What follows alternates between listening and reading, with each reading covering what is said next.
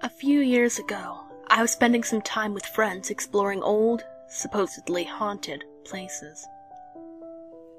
We were at the Edisto First Presbyterian Church, where a girl named Julia Legare was buried in her family mausoleum in 1852. People reported hearing unearthly screams time and time again, but never investigating the cause of it. 15 years later, when they opened the door to the mausoleum to inter the next family member, they found her corpse, huddled in the corner next to the door, arms outstretched as if still trying to find the exit. Well, my friends thought it would be a funny idea to shut the giant stone door, which was originally open, behind me and pick me up in the morning. The bastards left me there. I tried and tried, using all my strength, but I couldn't budge it.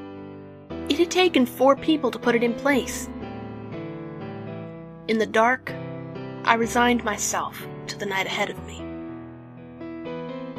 Now, normally I don't frighten easily, but sitting there in the relatively small place, surrounded by a looming pressure that I couldn't begin to explain, the darkness itself seemed to try to consume me. From all around, it felt like a weight was pressing against my skin, making even breathing hard. I sat in the dark for what must have been hours.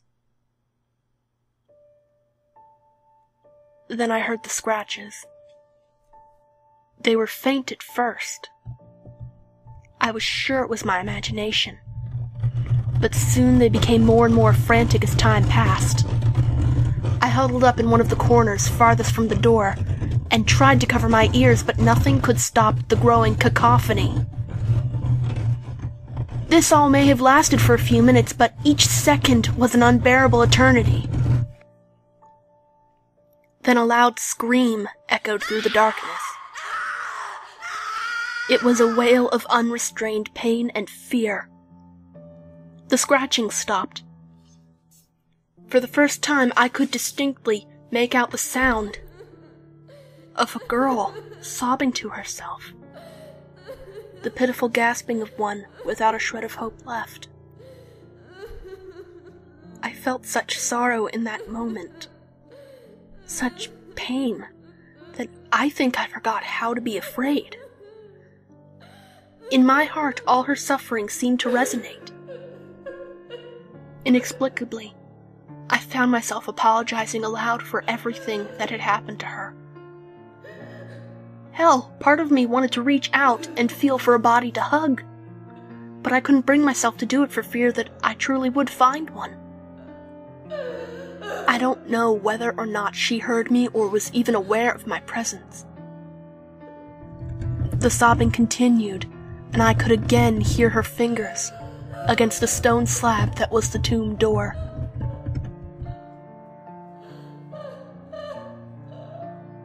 I fell asleep at some point,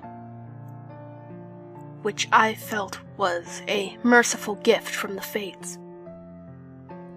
I'm not sure how long I was out, but I was woken by a loud and powerful thud as the door slammed against the ground outside. I could tell from the light gray outside that daybreak was near, so I must have slept for at least a few hours. I stumbled outside and went to a small, unlocked prayer house. I think previously it was a segregated mini-church, but regardless, I leaned against the door and waited nervously until my, friends arrived. I approached them as they clustered around the fallen door. 2 of them were kneeling next to it with faces of shock.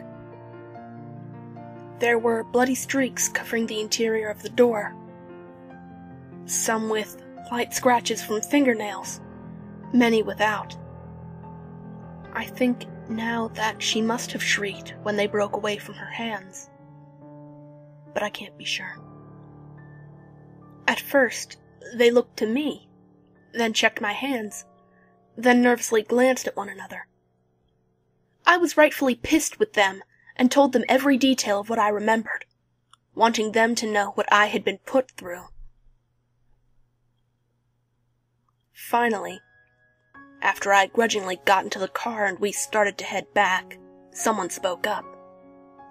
My friend said to me, "We were afraid to say anything, but look at your face." I later found out that, many times, people had tried to permanently seal the entrance to the mausoleum, including enough heavy locks and chains that it would require heavy equipment to remove it, only to have it found torn open with the door lying on the ground once more. This was in the 1980s, the last attempt of many through the decades. It seemed like some force was ensuring that it was impossible to ever repeat the mistakes of the past. This is something I am, understandably, quite grateful for, but to this day, I am chilled to the bone when I think of what happened that night. When I reached from the back seat and adjusted the rearview mirror, I saw that there was blood caked on my face, just like the streaks upon the stone slab. There were dark red lines on either side, as if someone had gently cradled my face with torn fingers as I slept that night, feeling the warmth of another for the first time in over 100 years.